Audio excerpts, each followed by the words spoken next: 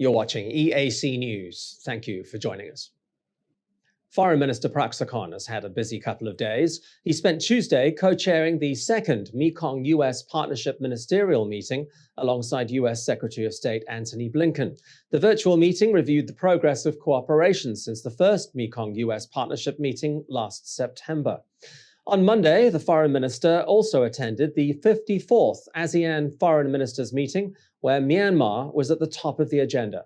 EAC News reporter Yusof has the details. The situation in Myanmar dominated the 54th ASEAN Foreign Ministers Meeting held virtually on Monday, attended by Foreign Minister Prak Sokhonn. It was a follow-up to the ASEAN Leaders meeting conducted back in April. ASEAN foreign ministers have now agreed to work expeditiously to implement their 5-point consensus in Myanmar, particularly in launching the mission of their Special Envoy, likely to be Brunei's second Foreign Minister Erywan Yusof, although Myanmar has yet to indicate whether he would be acceptable.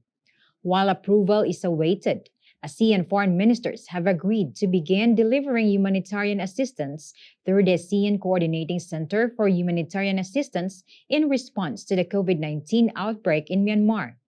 The crisis in the country was also high on the agenda for Tuesday's Mekong-U.S. Partnership Ministerial Meeting co-chaired by Foreign Minister Prak Sokhonn and his U.S. counterpart, Secretary of State Antony Blinken. Ahead of the meeting, Blinken said he had grave concerns about Myanmar and called on ASEAN to take joint action to urge the military to restore Myanmar's path to democracy. He also encouraged the Myanmar regime to accept the appointment of ASEAN Special Envoy so that negotiations in Myanmar's future could begin.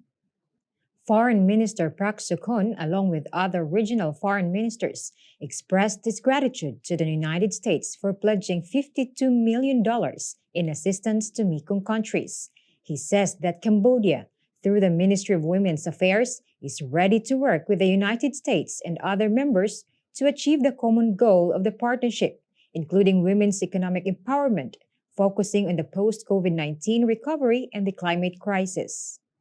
The Mekong-U.S. Partnership meeting comes amid a cooling of tensions between Phnom Penh and Washington.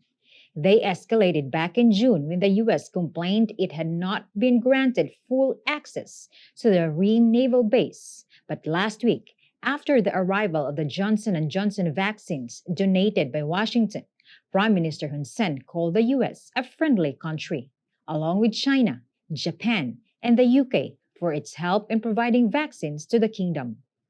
Yusof, EAC News.